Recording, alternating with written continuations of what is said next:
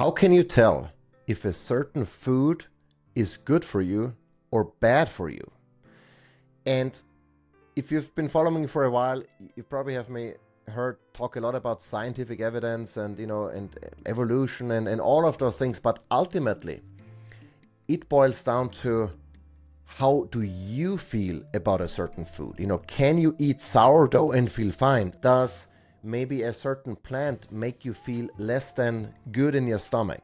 So in today's episode, we're gonna dive into all of those little nuances that you can use to judge whether or not a food is good for you, regardless of what the science might say, regardless of what I might say, or regardless of what someone else might say. Welcome to the Primal Shift Podcast. So maybe let's talk about the obvious things first.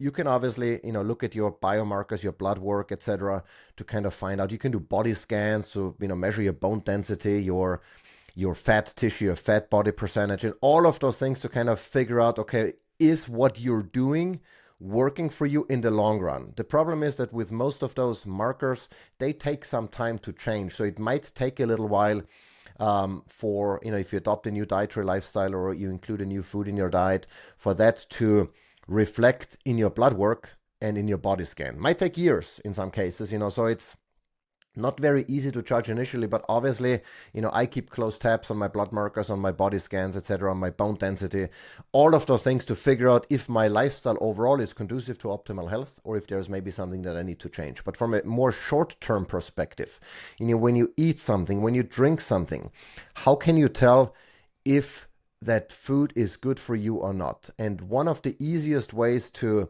assess that is to play. We have to interrupt this episode for an important message from your feet. They've had enough of being cramped into traditional shoes. Regular shoes can wreck your back, joints, and overall foot health by squeezing your toes and disconnecting you from the ground. That's why I switched to Beluva minimalist shoes, and the difference has been incredible. These shoes give me a perfect, natural connection to the ground whether I'm walking, sprinting, or lifting heavy. My back pain disappeared, my athletic performance has improved dramatically, and they're comfortable enough to wear all day. Plus, my toes are finally pointing in the direction they're supposed to. Check them out at peluva.com and use code KUMMER for 15% off. That's peluva.com. And now back to the episode. Pay close attention to how you feel. And of course, for that, you need to be somewhat in tune with your body, listening to the cues your body is trying to give you. Take some practice, and I can now tell many things that I couldn't maybe 10, 15 years ago. So don't necessarily be discouraged if you don't feel anything or if you can't tell. But as you keep listening, as you keep experimenting, you'll figure out if something works or doesn't work for you. And number one that is very easy to tell, if you suffer from heartburn, that is usually an indication that whatever you ate is not working for you. And it's not because you have too much acid in your stomach and you need to take antacids. In fact, the opposite is usually the case, where you don't have enough acid and your heartburn is actually caused from your body overproducing or trying to compensate from the low acid levels in your stomach, and that's what causes heartburn. But you can tell either by, you get like a raspy throat or you feel the actual burn. Sometimes it's, associated with pain. Sometimes you don't feel pain, but you can still tell if you have heartburn. And if that's the case, there is a chance that whatever you're eating might not be sitting well with you. Energy levels are another great example. If you consume something, and I mean in somewhat normal amount, because you can overeat on anything and feel like your energy level drop and you feel like you need to take a nap. But if you have a normal sized meal and your energy levels drop after that, or you feel with wonky energy levels throughout the day, that is often an indication that whatever you're eating is not doing well for you. That could be because you ate something that caused a massive spike in blood sugar and then it came crashing down, and during that down slump you feel lethargic and not very energetic. ideally you want to avoid those huge spikes and avoid the foods that are causing them. Very often processed flours, breads, etc. Those are the ones that cause, grains in general, that cause those massive spikes and then those drops that don't make you feel good.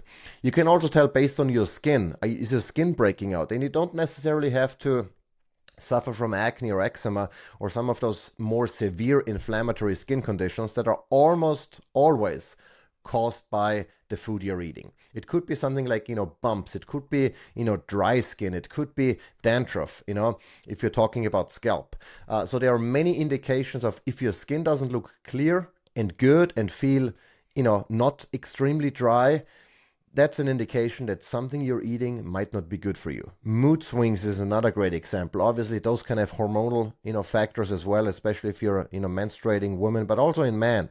There are changes in hormone levels and many other factors that can affect mood. But if you have constant mood swings, not something that's, isolated to maybe a certain time of the month, then there is a chance that something is off with the food that you're eating.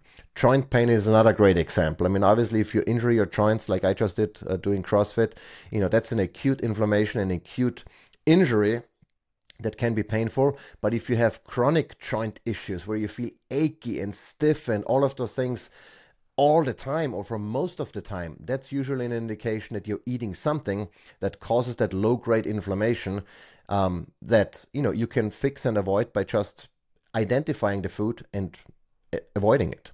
Digestive issues are obviously the most obvious one. If you eat something and then your stomach doesn't feel right, you feel bloated, you feel like you have to pass gas all the time, you get diarrhea, you get loose stools or constipation or anything in between, that's a sign that whatever you're eating is not sitting well with you. It could also be parasites and some other issues, but generally speaking, unless there is a diagnosed condition, it's typically things that you eat and should not be eating.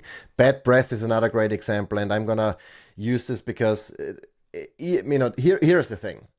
Again, I said, just because someone said food is good for you doesn't mean it's good for you as well.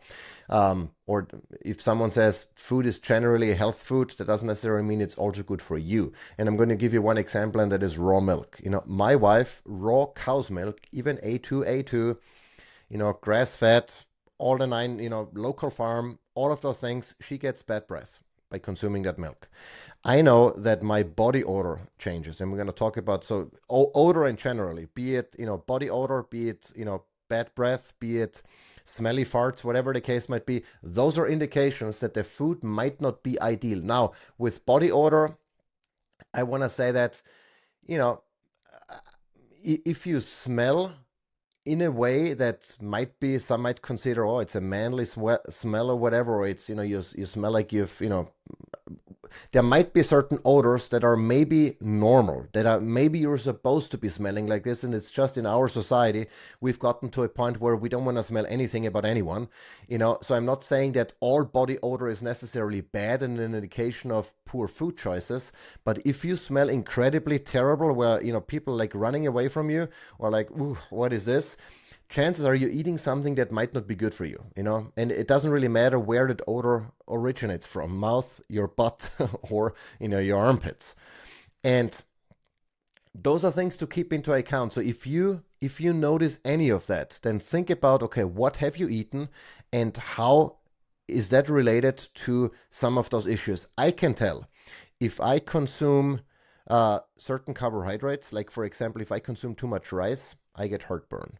If I consume too much dairy, and it doesn't really, cow dairy that is, then my body odor changes. It becomes more like, musky, and, one could say, well, you smell like a man, but not everyone likes that smell. And it's definitely a smell that I don't have if I don't consume dairy,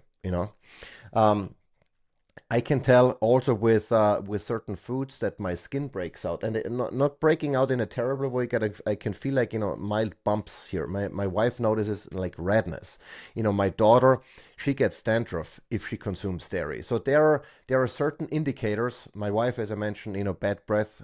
We don't get it with sheep milk, interestingly enough. So you might have to within the realm of saying, okay, no, dairy is not good for you. Well, maybe cow dairy isn't, but sheep dairy or goat dairy is, or camel dairy is. So you can kind of experiment and figure out. But those are some of the factors you want to keep into account when deciding whether or not a food is good for you. Ideally, when you consume something, you should feel great after. If I have a steak and maybe some, grilled zucchini or whatever, I do not feel anything in my stomach. I do not feel my energy levels drop. I don't feel any mood swings. I feel nothing. I feel great. I feel how I'm supposed to feel. If I deviate from that, I have a response in varying degrees depending on what I eat and how much I eat of it. So keep that in mind, regardless of what someone tells you, whether or not, raw dairy is great for you or not. Figure it out. Honestly assess, how does it make you feel? Do you feel bloated? Maybe something you should have avoided. Do you feel with bad breath? Maybe something you should have avoided. So it's very easy to find out, and I encourage you, listen to your body and fine-tune your diet or your dietary framework based on how you feel, regardless of what science, evolution, or your favorite YouTuber might say. And with that, we're going to wrap it up. I hope you liked this episode. If you did, share it with someone who might benefit from it. Leave a comment if you're watching or listening to this on a platform that supports comments. And I hope I'll see you in the next episode. Ever feel like living healthy is way too expensive? In our next episode, we break down a few ways to upgrade your health without emptying your wallet. From cold plunges to cooking fats and even building your home. Spoiler, it doesn't involve living in a mud hut.